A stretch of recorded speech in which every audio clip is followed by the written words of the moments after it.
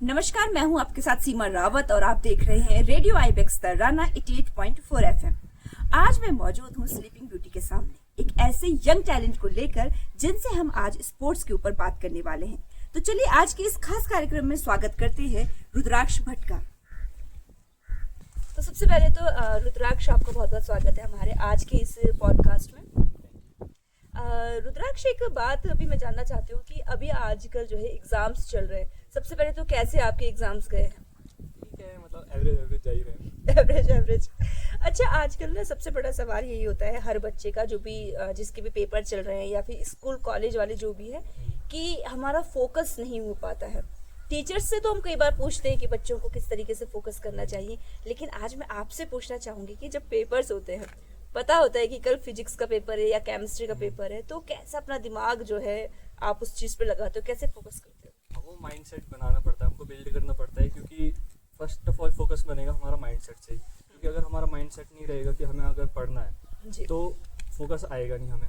और अगर जैसे कल पेपर है तो मेरा तो मतलब ज़्यादातर फोकस तभी बनता है जैसे अगर 3 दिन बचे हैं और फिर प्रेशर बिल्ड होता है, तो मोस्टली फोकस बच्चों का तभी बिल्ड होता है कि प्रेशर पड़ रहा है, फिर पास भी होना ही है।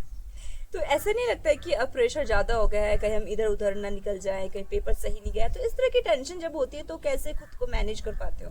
ज़्यादा सोचना नहीं रहता, मतलब जैसे जितना हम एक टाइम पे कवर कर सकते हैं उतना कोशिश करें कवर करने की। क्योंकि अब हम ऐसा है कि मतलब अगर टाइम कम बचा हुआ है तो हम सारी चीज़ें भी कवर कर नहीं सकते हैं। तो मतलब जिस चीज़ में वेटेज ज़्यादा है हमको वो चीज़ें कवर करनी है पहले।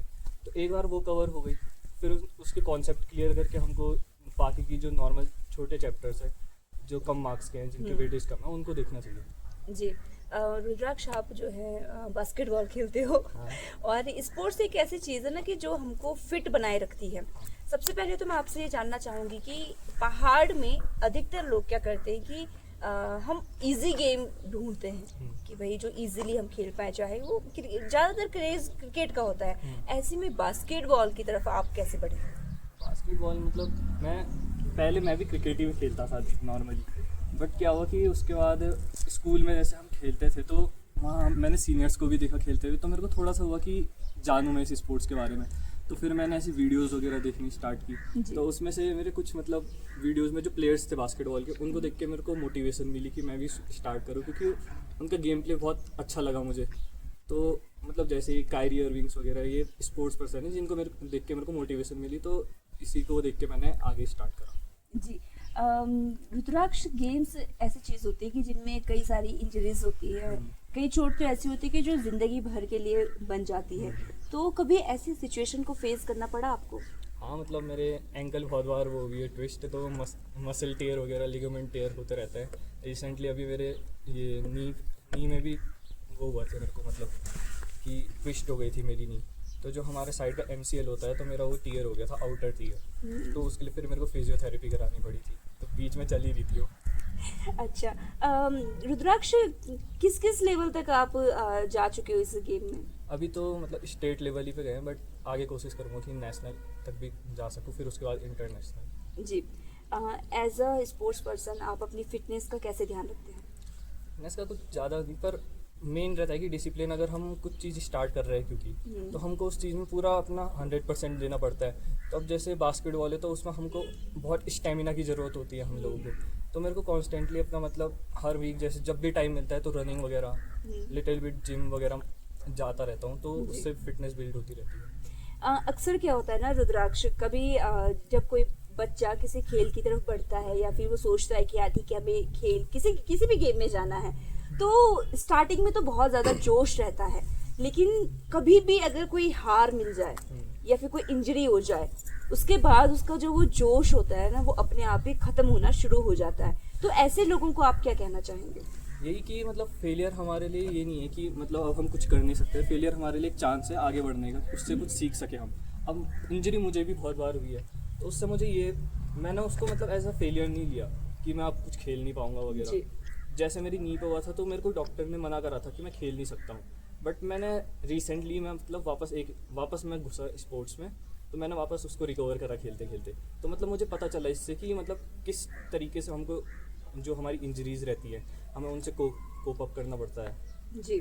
पहाड़ में क्या होता है ना कि हम लोग जो है अगर किसी स्पोर्ट्स में जाते भी तो हम उसको एक शौकिया तरीके से रखते हैं, उसमें फ्यूचर का नहीं सोचते हैं। तो अगर कोई इसमें इस स्पोर्ट्स के थ्रू अपना फ्यूचर बनाना चाहे तो किस तरीके से सारी चीज़ें होती हैं?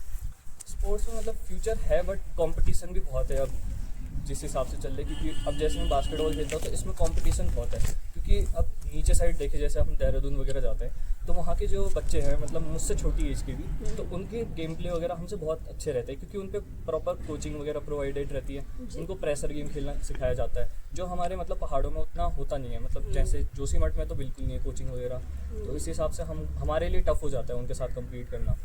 तो नॉर्मली जैसे अगर हम नेशनल्स वगैरह जीत रहे हैं, हम पे मेडल्स हैं, तो अगर कोई इसी से करियर आगे बढ़ाना चाह रहा है तो मतलब बहुत सी वो रहती है, स्पोर्ट्स कोटा भर्तियाँ वगैरह रहती है, पुलिस, आर्मी, बैंक वगैरह, तो इन सब में जा सकते हैं। जी रुद्राक्ष, एक और सवाल मैं आपसे करना चाहूँगी कि पहाड़ में हम देखते हैं कि अलग अलग तरह के गेम्स जो है इंटरेस्ट लेते हैं, ज़्यादातर क्रिकेट में इंटरेस्ट रहता है, आपने भी जैसे बताया है।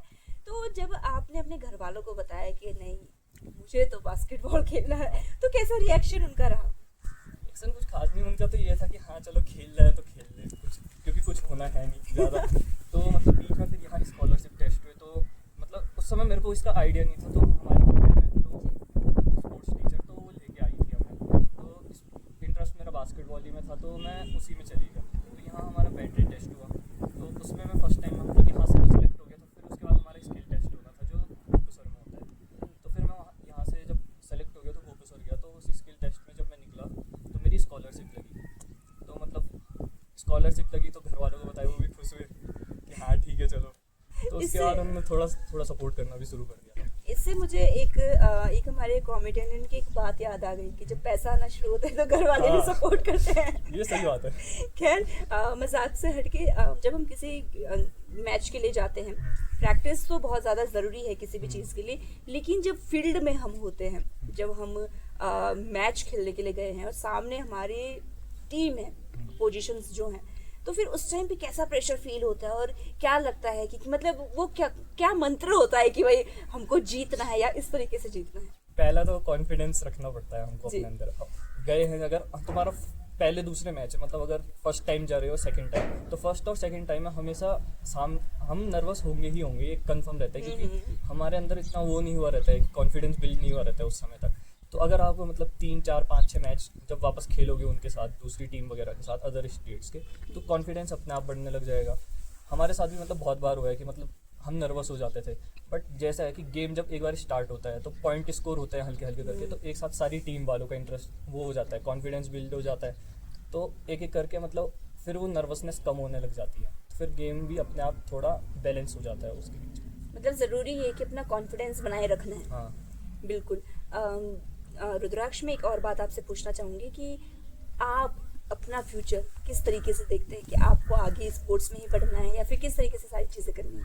मतलब मैं तो ये सोच रहा हूँ कि मेरे को आना तो आर्मी में ही है, तो इसलिए मेरे को स्पोर्ट्स कोटा से कोशिश करूँगा, मैं आने की ट्राई करूँगा, क्योंकि एनडीए भी दिया ट्राई करूँगा, बट मेरी मैथ्स है नहीं, क्योंकि मैं बायो फील्ड से हूँ। तो अभी मतलब नर्सिंग के भी फॉर्म खुले ही है, तो मैं उन्हें उसको भी ट्राई कर रहा हूँ कि अगर उससे आर्मी में आ पाऊँ तो। बट कोशिश यही रहेगी कि अभी जैसे अगर नहीं हो पाया तो मैं स्पोर्ट्स कोटा से मतलब boxing as a sports choose करूँगा, क्योंकि वो सिंगल पर्सन गेम होता है, तो उसमें मेरे को अपने खुद की प्रैक्टिस करनी पड़ेगी मेहनत से, जी। तो उसमें मेरे को जो भी रहेगा मेरा अपना रहेगा, तो मुझे ऐसा गेम पसंद है जिसमें मतलब मैं खुद के बलबूते पे कर सकूँ पूरा। ऐसे टीम गेम में क्योंकि हम सब एक दूसरे पे निर्भर रहते हैं, तो उस हिसाब से कुछ चीज़ें छूट जाती है पीछे, तो उसमें मेरे को ये फिर मेरे को इंटरेस्ट भी है उसमें, तो मैं सोच रहा हूँ कि वहाँ से घुसने की कोशिश करूँ स्पोर्ट्स कोटा से।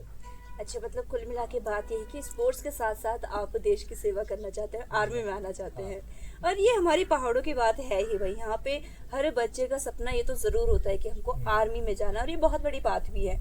अच्छा, बहुत सारी बातें हमारी हुई है, स्पोर्ट्स के बारे में भी हमने जाना है। रुद्राक्ष, में एक बात आपसे जानना चाहूँगी कि अधिकतर जो बच्चे होते हैं, क्योंकि मैं खुद पहाड़ से हूँ, और अक्सर पहाड़ों में हमको क्या है या फिर हमारे जो भाई बहन हैं उनको सिखाया जाता है क्या, ठीक है क्रिकेट चूज़ कर लो या बाकी गेम्स चूज़ कर लो। ऐसे में बास्केटबॉल को खेलना या उसको समझना कितना ज़्यादा ज़रूरी है? साथ ही बास्केटबॉल के बारे में थोड़ा सा बताइए कि किस तरह का ये गेम होता है, किस तरह से इसको खेला जाता है? कि जैसे जो बास्केटबॉल है ना, इंडिया में उसके लिए मतलब बिल्कुल वो नहीं है कि मतलब कोई सपोर्ट वगैरह, जिस हिसाब से हम देखते हैं कि मतलब हर चीज़ के लिए क्रिकेट को ही एक टाइप से हाइप बनाई गई है। क्रिकेट फिर हॉकी, ये सारे स्पोर्ट्स है, पर बास्केटबॉल को मतलब देखते नहीं है। रिसेंटली जैसे एक का एक्सीडेंट भी हुआ था इसमें, तो जो गवर्नमेंट है उसने भी उतना ध्यान नहीं दिया था कि जो हमारे सरकारी फील्ड्स रहते हैं उनमें भी मतलब बास्केटबॉल के कोर्ट्स बहुत कम देखने को मिलते हैं, ज़्यादातर रेस ट्रैक्स वगैरह यही रहते हैं, पर उनमें भी हमें उतना सपोर्ट नहीं मिलता है क्योंकि आगे जाके बहुत सी दिक्कतें होती हैं, या तो फैमिली सपोर्ट नहीं कर पाती है या फाइनेंशियल इशूज़ वगैरह। तो जो बास्केटबॉल है मतलब उसमें 5 प्लेयर गेम होता है वो, तो उसमें मतलब इन गेम 5 प्लेयर्स खेलते हैं, अलग अलग पोजीशंस रहती है, और 5 to 6 प्लेयर सब्स्टिट्यूशन में रहते हैं, इन केस कि मतलब कोई एक प्लेयर थका तो उसके सब्स्टिट्यूट में हम उसे डाल दें। तो ये चलता रहता है पूरे मैच के बीच में कि इन एंड आउट, तो यही रहता है बास्केटबॉल का ज़्यादातर। अच्छा, रुद्राक्ष, इतनी सारी बातें हो चुकी हैं, लास्ट में आपसे एक सवाल करना चाहूँगी। सवाल भी नहीं, ये हमारे श्रोताओं के लिए जो आपसे छोटे हैं, हाँ, तो उन लोगों को जो स्पोर्ट्स के थ्रू आगे अपना फ्यूचर बनाना चाहते हैं या स्पोर्ट्स के थ्रू बाकी चीज़ें करना चाहते हैं, तो उनको आप किस तरीके से गाइड करना चाहेंगे? यही बोलूँगा कि मतलब अगर तुम किसी स्पोर्ट्स में से फ्यूचर बनाना चाह रहे हो ना, तो उस चीज़ में अपना मतलब पूरा 100% दो। इस पढ़ाई का अपना अलग टाइम बना दो और स्पोर्ट्स का अलग अलग। मतलब अगर तुम ओपन स्कूलिंग कर रहा है कोई, तो तुम एक फिक्स टाइम बना लो कि मतलब मॉर्निंग के टाइम पे जो सुबह के सेशंस होते हैं उस टाइम पे तुम मतलब नॉर्मल ट्रेनिंग वगैरह करो, शाम के टाइम पे फिर तुम मैचेस की प्रैक्टिस करो, मतलब जो बाकी के प्लेयर्स हैं तुम्हारे जिस भी स्पोर्ट्स में होते हैं तो उसकी प्रैक्टिस करो, और जो बाकी का टाइम है तो उसमें अपनी स्टडी को भी प्रिविलेज देते रहो थोड़ा बहुत। पर जैसे जो स्कूलिंग स्टूडेंट्स रहते हैं तो उनको टाइम नहीं मिलता है कि मतलब कुछ ट्यूशन्स वगैरह जाते हैं, फिर टाइम नहीं मिलता है, तो हो सके तो मतलब घर में जितना हो पा रहा है मतलब इंडोर कमरे के अंदर आधा 1 घंटा भी निकालो, पर अगर तुमने सोचा है कि स्पोर्ट्स में करना है तो उसके लिए टाइम देना ही पड़ेगा, क्योंकि बिना प्रैक्टिस के तो कुछ हो नहीं पाएगा, क्योंकि कंपटीशन बहुत बढ़ रहा है आजकल। जी, यानी प्रैक्टिस और टाइम देना बहुत ज़्यादा ज़रूरी है। तो थैंक यू सो मच रुद्राक्ष, आपने टाइम दिया। टाइम बहुत ज़्यादा ज़रूरी है और आपने टाइम दिया हमको, हमारे श्रोताओं के लिए। आपका बहुत बहुत धन्यवाद आज के इस कार्यक्रम में आने के लिए।